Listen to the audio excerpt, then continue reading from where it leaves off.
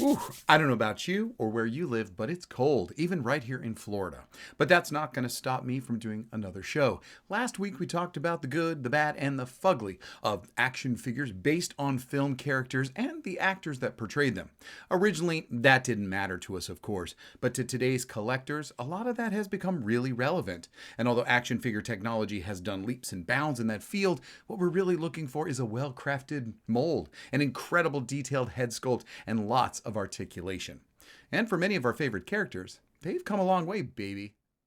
I'm Victor, and straight out of the Gen Experience, the modern successors of those original action figures from our favorite franchises made famous in the 80s, and a sequel of sorts to my last video, the evolution of the action figure from their heyday to today. Toy companies work hard to deliver the goods they think we want, taking our favorite heroes from this to this. Who's had the most work done? The best plastic surgery? You be the judge. The name's Shipwreck. We were stoked when Shipwreck joined our Joe team. G.I. Joes were already a step above previous toy figures in articulation, with the O-ring design, the head movement, and swivel arms. Shipwreck had a few versions in his initial run of A Real American Hero, but it wouldn't be until 2023 that a new incarnation of the original character in satisfying 6 inches and would appear at retail. When Hector Delgado finally arrived in G.I. Joe Classified, we got the upgrade fans dreamt about. And we saw how Shipwreck had evolved from this to this. No matter how much you loved your 80s figures, this beautifully sculpted piece of art encapsulated all the things we loved about our favorite sailor from the very beginning, and just enhanced him. And although not articulated, Polly got a level up too. It just goes to show that the industry had come a long way. Where there's Shipwreck, there's CoverGirl, a relatively underutilized character in the original line. She also had the distinction of being the most confusing, thanks to Sunbow's blonde hair. CoverGirl would eventually become romantically involved with Hector throughout most fiction. If you leave now, I'll go out with you! Anchors away! So I wanted to see how far she'd come. Courtney Krieger may have been the blonde in her first cartoon appearance, but the fashion model turned tank specialist went back to her roots. And by roots, I mean her natural hair color when she premiered in action figure form with a red bob. Hasbro did not capture her fashion model physique with this mold though, and didn't even bother to give her a weapon. Well, besides that huge tank she rode in. Finding her in the Wolverine vehicle at first, CoverGirl's big-ass head was relatively unappealing, but how about them eyebrows? I guess she was from the Brooke Shields School of Modeling. The hair color change seemed a little risky as she now resembled Scarlett's original action figure, who was also a victim of toy making of the era. If you wanted articulation, you had to sacrifice hair, or at least long hair, and Scarlett's original ponytail was chopped for the more masculine and sad look we accepted. Lucky for everyone, these beauties have both experienced a glow-up in the Classifieds line in 2020 and 2023 respectively, although I prefer the retro Scarlett of 2024. Ah, the wonders of modern toy making, am I right? Destro was lucky back in 1983, as the minimal detail in his metal visage, which we could never fully understand if it was a helmet or not, kinda made sense. It was such a striking and unique design, we never thought about it twice. However, Destro's main squeeze was the dominatrix bad girl Baroness, and this catsuit-clad villain solved the long hair problem. Just limit the articulation. Hasbro could not have made her without those raven locks, so good choice. Like so many others, they all had different versions of their toy in the early years. But today, both Destro and Baroness shine with the improved action figure production technology in the Classified line. Sadly, kids are asking less for action figures like this, or any at all. Hell, where kids could care less for such attention to detail, the adults expect it. I wouldn't skip the granddaddy of all toy lines, so let's have some fun with Star Wars Evolution. Of course, Star Wars didn't have the first action figures, and not even the first 3 3/4 type. And even though there have been Steve Austin's and Jamie Summer action dolls before them, this was the first merchandise of its kind and in its scale, based on a blockbuster film to be mass marketed to consumers. As I mentioned in my previous show, the characters didn't have to look like the actors. They represented the characters that we loved, the ones we needed, and the ones we begged for. The action figures were well done. Some exceptions apply. And many of them had to be imagined in their entirety, as so many only had their heads shown on screen, making us accept the rest of their bodies when we got their action figures. After Return of the Jedi, what was Kenner and Star Wars to do? Well, besides making sure the Ewoks were marketable to continue selling merch alongside the short-lived Droids toy line, they kept updating their toys in new rebranded packaging and improved action figures. Improved is in the eye of the beholder, I see. Although they have always toyed with larger figures, see what I did there? As for the 3 3/4 inch trendsetters, they have remained a constant, but the level of detail and articulation has transformed over time. Sure, you can get the retro look if you so desire. I prefer the vintage collection myself, as they have had more elements incorporated into their design and even some of the actors' likeness. Too bad their feet are so damn small and can barely stand without some assist. Like a yearbook, let's see who's most changed from the class of 1978. Although I do have some of my favorites in this line, the angular chin aesthetic has never sat right with me. That bothers me. But it's a small issue with something that has certainly evolved for the better. The toy-making techniques have gone leaps and bounds from where they started. Do you enjoy the new and hyper-realistic figures, or the classic ones with vague detailing? Let me know. Let's grow up, well, at least in height, and expand to the popular 5.5-inch figure that did some dominating in the 80s. Ruling the toy store pegs were anything from the shorter Superpowers line to the giant Inhumanoids or the Thundercats, and of course, Masters of the Universe. The king of 5.5-inch figures, this distinct face sculpt is not generic, plain, or even a featureless glob. It is unmistakably He-Man from the original release. Mattel did a wonderful job, and it was easier with larger molds. The cheeks and chin, those lips and scowl of the eyebrows all read very well. But long after the short run and controversial retail release of the New Adventures of He-Man, the 2000X version from the cartoon would debut, and an online update to the most powerful man in the universe with the Classics Collector's line. Remarkable and reminiscent of the first version of He-Man, but with so much more paint detail and posability. Today, He-Man is still available at retail, in a line called Masterverse. Over the decades, there has only been one real stretch of famine for Masters of the Universe toys unavailable to the consumer. And when available, it has been often readily accessible in big box retailers. Today's He-Man retains the recognizable, and when comparing 1982 He-Man to today, we witness simply how much more can be done with 100% injected molded plastic. Action figures are still made very much the same way they have been for years. Molds are filled with injected plastic. After cooling, each separate part is painted using an extensive but efficient process where pieces are masked by copper stencils, so the paint spray only gets to the part that needs painting. That's repeated in layers until the figure is completely painted and dried, and then it goes on to pad printing.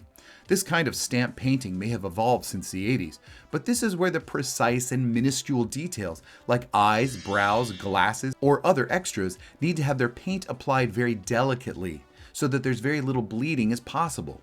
The procedure has advanced for cleaner application through the decades, but that doesn't mean a little running, a little blur, or even a full-blown mistake still doesn't get by, to the chagrin of collectors. After any mechanisms are inserted via trade secret, each piece is assembled and checked before packaging. Like computers getting smaller, the technology has progressed to allow for incredibly intricate designs and even more detailed molds that provide elaborate features to the character, their clothing, and the accessories that could not have been done during the dawn of the action figure production. These figures would have blown my mind as a kid. Let's shrink back to the 3 3/4 inch and see what Hasbro was doing back in 1982 with the original Indiana Jones toy line. Amazingly, it was quite robust from Indy and Sala to Belloc and Tote. Plus, a few little playsets that might have been glorified dioramas. But what wasn't glorified were the action figure likenesses to Harrison Ford, John Rhys Davies, or Karen Allen. We knew they could have done better. TV show action figures like the Dukes of Hazzard and even Star Trek the Motion Picture figures, both in the same scale, proved it. Sure, we didn't care back then, but now, decades later, they can redeem themselves.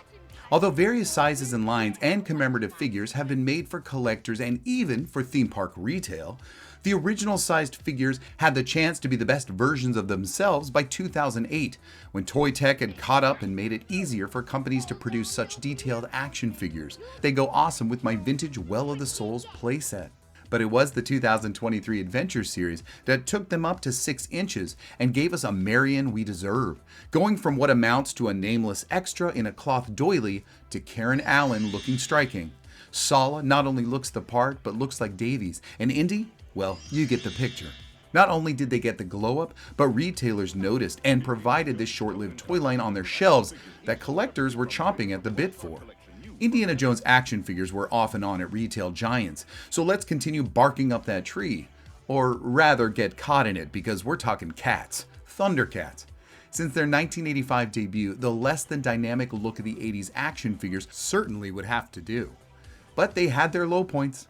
Tigra had a complete makeover during the original run, and as is so often with female figures, Chitara looked almost nothing like her svelte cheetah namesake from the series. And these weren't even 3 3/4 inch, but the larger 5.5. Still, we loved them, and played out our adventures on Thundera. It had been a long time since the Thundercats were available, but today as adult collectors, it is remarkable what they have done and what they are able to do to bring our childhood memories and dreams for these characters to life. The Thundercats Ultimates, cousins to the Masters of the Universe classics, make sure that every hair of the fur is defined and the folds of clothing have been paid attention to. Hands tell a story with poised individual fingers, and joints can deliver action poses never before realized. And you can't forget those ferocious alternate head sculpts.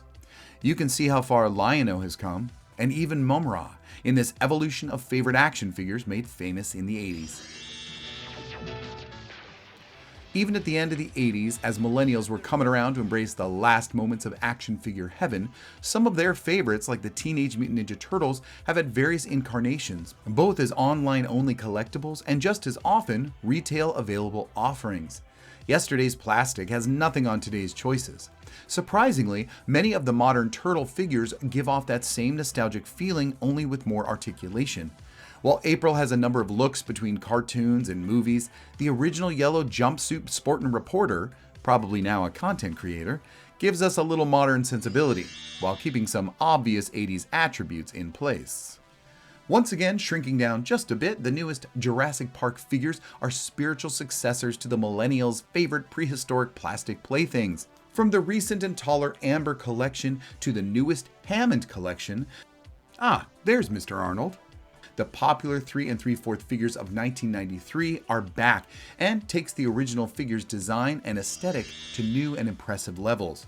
Although the original Series 2 had some nice head sculpt reworking, you can't deny today's action figure developments is what drives collectors crazy. If kids don't want these amazing figures, I know millions who will. Those of us who live for the things that made us happy when we were kids, when we played with our toys in the yard, in the living room, or even at recess, we're satisfied. The evolution of the action figure is something we didn't think about as kids, but as adults, we certainly care and appreciate those toy lines and characters that we adored being reimagined in ways we couldn't fathom as we went through the Gen experience. Now, being one of my two favorites, tied with Masters of the Universe, I wasn't going to forget these bad boys. Even with their robotic heads, they've come far, and amazingly more than any other of these famous 80s toy lines, and it's all because of points of articulation. The Transformers have never been off the toy shelf. They have constantly been reinventing themselves since 1984, like Madonna, only more successful. They've had plenty of incarnations and toy lines based on various new cartoon series and even levels of play and difficulty. As for our G1 Transformers, the original arrivals to Earth in 1984, you can't deny the evolution of action figures is on full display with this franchise. Unlike so many other lines whose action features are neutered or completely eliminated, the gimmick which keeps us coming back for more has only been amplified by the leaps and bounds in toy technology. When the early 80s had transformation but almost no posability, today there's even cleaner transformation with a multitude of posing options. Their featured action is matched with articulation, and now we can even have those female Transformers we were promised but who never materialized when they first debuted. You've come a long way, baby. As Reaction by Kenner gives a sense of those original designs in their retro action figures from a myriad of titles, they do excellent work delivering what we remember from those not quite on point but definitely the character aesthetic we remember from our very first 3 3/4 inch action figures. Simple figures on simple blister cards, complete with great artwork and inflated price tags. There were others, but the most famous franchises came from the 80s, like this one that recently got leveled up. However, most are not getting the modern treatment in mass production.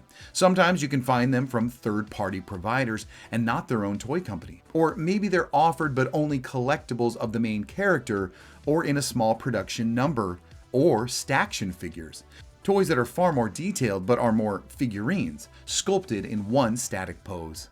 Well, I'll tell you what, we're not static. Nope, I've always got something new.